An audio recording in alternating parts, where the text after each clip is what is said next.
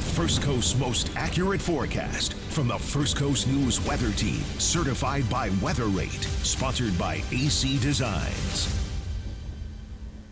Hello, everyone, and thank you for joining us on this Fat Tuesday. Happy Mardi Gras, Tim. Happy Mardi Gras. Look at Lee, folks. Let us see your wrists, Lee. Oh, yeah. My king cake baby bracelet. Lee is full on.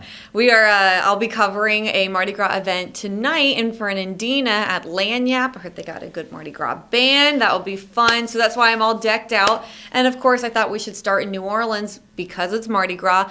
Also, because they're dealing with the severe weather risk associated with the same system that will be bringing a risk to us tomorrow. So in all seriousness, tomorrow is a weather impact alert day. We will have rain moving across the First Coast, a line of storms, and some of those storms could be strong. Yeah, I mean, as you know, Lee, New Orleans is, and many parishes in Louisiana, under a tornado watch right now. Severe thunderstorm warnings out to the west. We'll talk about the current conditions and all that kind of stuff. Before we get to that, and there's no doubt about this is serious. But, you know, it's kind of a religious day, right? The day before Ash Wednesday, which I always found it interesting on how Easter shifts. Mm-hmm. And it check me on this, Lee, but I think it works out as Easter is always the first Sunday after the first full moon that's nearest to the vernal equinox. Is that about right? I know it has something to do with the moon, so I'm going to say yes. I think that's it, and that's why everything, you know, because that can shift 28 days, then that's why there's such a big shift with when Easter is year in, year out. And I think we just passed the new moon, so we're headed toward the full moon in a couple weeks. But I do have one more question to ask. This is not quite meteorological. I think I know the answer, but I'm not positive. Now, Lee, were you this much into Fat Tuesday growing up in Fernandina, or is it more because of the time you spent in New Orleans? It is absolutely because of the time I spent in New Orleans. I've always loved the idea of Fat Tuesday, the king cake, but I didn't know real king cake until I moved to Louisiana. And, you know, I would be in trouble for wearing this because it's not enough if I was still working at my station in New Orleans. You go all out, you dress in costume, but... You definitely need masks and a whole bit? You don't have to do the masks. Oh, okay. You do have to do some sort of costume. People don't even dress in these colors, too. They'll come up with some sort of idea or costume and go as that. It's like Halloween, but you can do it through all the parades. Because as you and I talked yesterday, of course, a lot of locals go to the parades the weekends before today. Today was Zulu and Rex, two of the biggest parades, and they got moved early. I think Zulu was rolling at 6 a.m. So early because of the storms that were on the way. And so we actually have a live look now out over New Orleans. We showed you right at the top, but let's also pull up now the conditions. And Tim, you called this out to me, those sustained winds. Sustained at 32, and I was just noticing, Lee, there's some gusts to near 50 miles per hour, and that's not even the squall yet. The squall is still on the way. And although, folks, we don't think the system is going to be nearly as potent when it makes it here, we're going to get some rain, and we probably will have at least a few isolated severe thunderstorms, which means gusts to 60, and we can't rule out tornadoes during the day on Wednesday. Still, I didn't see the latest the morning team put out, Lee, but I think we're still thinking in our overall area like a 8 to 3 kind of a... Yes, I believe Lou Turner cut it to 2 o'clock, and I do show model 2 where I think we're on par with that, too. Just wanted to make sure, so we're all still agreeing here. And so for the metro area, Metro Jackson, I'm thinking Nassau, Duval, Clay, and St. John's, I'm thinking like 10 to 1. You know, if we were nail it down for like 90% of us, Absolutely. So there's that system that's, you know, moving through New Orleans all the way up to St. Louis. Just developing a textbook signature on the northwest side, true blizzard conditions. And you can see the severe thunderstorm warnings popping along that line too. They're right along the Louisiana-Mississippi border as well. And this is moving in our direction. Now, Tim, there are a few little coastal showers out there near St. Simon's Island, Jekyll Island, watching that. But and I think I think that's a fire down in Keystone. Yeah, I agree with you. I think we both find it interesting that they have these controlled burns when we know they're going to be getting gusts over 25, right? So that's kind of interesting to me. It is interesting. You know, I was actually working on doing a story with them about when they decide to do control burns. So I'll ask them about I'm not. They're true professionals. I'm just saying. What I'm always curious is what is their threshold to where they say, hey, you know what, it's too windy. Right, I agree. So I will ask them when I get working on that after tonight. Of but course, hey, we have Mardi Fat Tuesday Gras right on the First Coast, right? Absolutely. All so right. as I mentioned, I'm going to Lagniappe and Fernandina for their Fat Tuesday fun. I think they have like a special menu, and again, the band that I mentioned, St. Mary's has a Fat Tuesday Fest. It's an illuminated parade. I think that will be really fun. Yeah. And then a concert in the park from 7 to 9.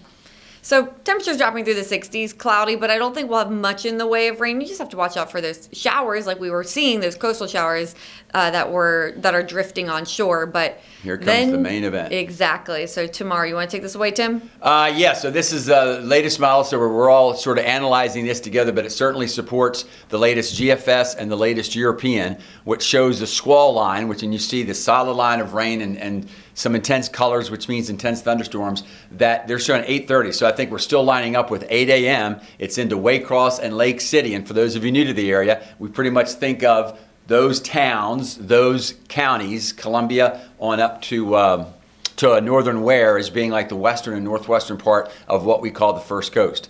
So go ahead and march it on through. Yep, there we go. So into 10 o'clock and pretty much into the metro, right? Yep, starting to move The leading edge. Yep. Yeah, the leading edge hitting around 10 a.m., 11, 12, and then as we head towards the 12:30 hour, moving through St. Augustine, Palm Coast, getting out of through the Palatka area too. But that's why I'm glad we moved the timing up to end around 2 p.m. because look at that, by 3. So on the move. Yep, yeah. offshore. We don't want to see storms like this, but something nice about a mature, wrapped up feature I'm talking about from the surface to 30,000 feet is that they tend to move quickly. Although they're strong, they're pretty predictable, and so at least we can say we're all going to get about 1 to 2 hours of rain. We're all going to get gusty winds. The iffy part is who might get those gusts of maybe up to 60 miles per hour. Where might some tree limbs or a tree come down, and of course, might there be a spin up or two? Right, and so, that's why we have issued a weather impact alert, because again, so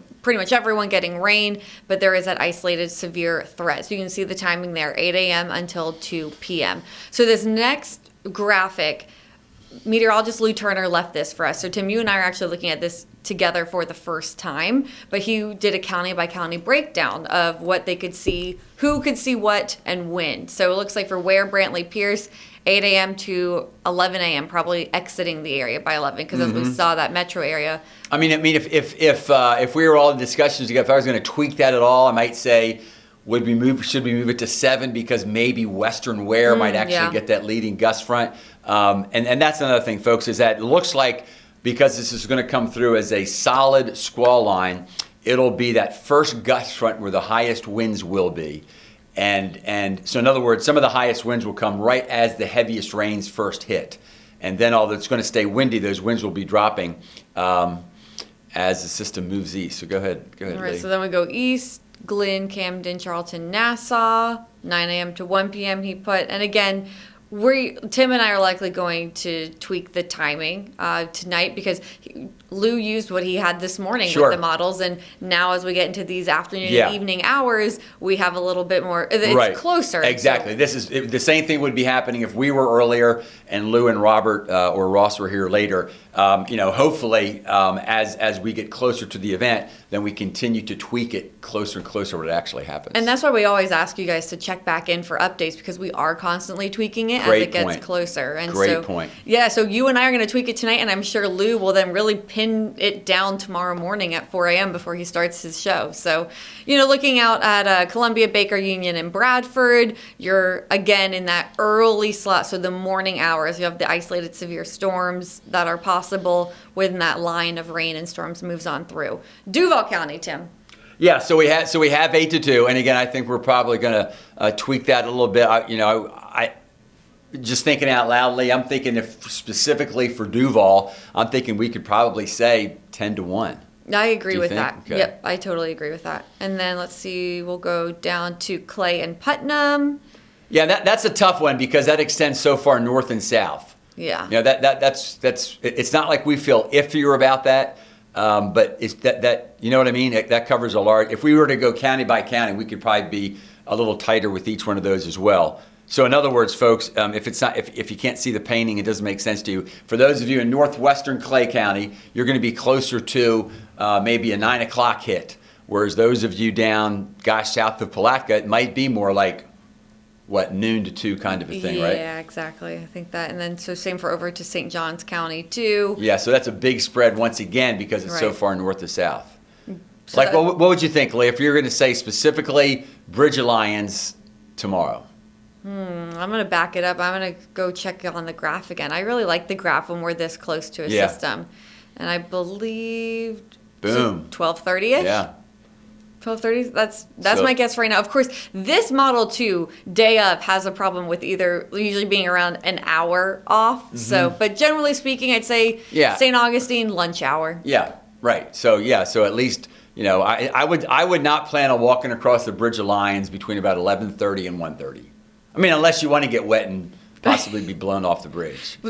Don't advise it, no. So again, our weather impact alert tomorrow. Can I say one thing? I totally understand why we have the umbrella up there, but because it's going to be so windy, tomorrow may be one of those days where you tell yourself, put on some foul weather gear and get ready to move fast, because I'm not sure how well that... I'm trying to picture... people coming out of the car with their umbrella and then blowing all over the place. You are so right. I will make sure to go back and look for if they have like a raincoat or something instead. Rain boots. Yeah, with a string. Yes, something to hold down. All right, so last thing we're going to talk about today is, we don't want to be the bearer of bad news, but we have another system that we're watching. So this is over the weekend, Saturday evening into Sunday, and Tim, maybe even perhaps into Monday. So I'll let you were just looking at this. I'm going to click ahead and you can walk us through what you Okay, so Lee is showing, go ahead. And I am just going to let you know, you and I both, I think we lean more towards the European model. Yes, especially long term. Right? And so I had to pull the GFS in because our European model is in the middle of initializing right now, so it couldn't go all the way out. Gotcha. So that's why I've seen that, so I can talk to you about it. So folks, we're basically showing what we consider to be the 2 best long-term models, and I think anything beyond about 5 days is long-term. The GFS is beginning to come more on board with the European. What we mean by that is the GFS initially pretty much was bringing the rain through late Saturday and ending early Sunday, right, Lee? Right. I mean, I can remember a couple of days ago we were even thinking about, we were going to tell folks maybe daytime Saturday and Sunday we might be okay. Right. But then the European suddenly yesterday went with the idea that there's going to be a second low, it's going to be a separate low, and that would extend the rain through Sunday night, maybe early Monday. Now and we've had 2 model runs from the European since yesterday. It's even more bullish on that idea, going even more with a really, I think, potential, if the European is right, I think a heavy rain event. I mean, I haven't seen the QPF yet, but if it goes with the European, I wouldn't be surprised if from late Saturday through Monday, some of us might be over 4-inch rains. The GFS still moves it through a little quicker. So what you'll see, folks, is as Lee takes us through, that I think by Monday morning, it starts to move things out. Whereas the European moves that low through slower, makes it deeper, and even on Tuesday morning has about 1,002 millibar low over the northern Bahamas, and us just getting on the backside. So stay tuned for this one. It generally supports the idea of what we were talking about last week, that although we were going to start off with a tranquil March, some call it the lamb, that the lion would roar with a double-barreled system, and it looks like we're going to be getting that. Yeah, all right. So we're going to go pour over some more data. You'll be back in just a bit for the 5 o'clock newscast, where you'll walk people through this again, 5, 6, 7. And then I'll be back at 11. Lee's all over the place, so she'll be at Fernandina earlier. Yeah, I'll be partying while you work at 5 o'clock. You'll basically take us from Fat Tuesday just about to Ash Wednesday. So You're right. Fantastic. All right. Thanks, Lee. Yeah, thank you. Thanks for doing the heavy lifting during the 5, 6, and 7. Well, I get to dance with the band, but then I'll be back at 11. You gonna throw beads or catch them? That's another question for another day. I'm gonna throw the beads. Throw them, okay. Yeah. Watch out, folks. He's got a strong arm.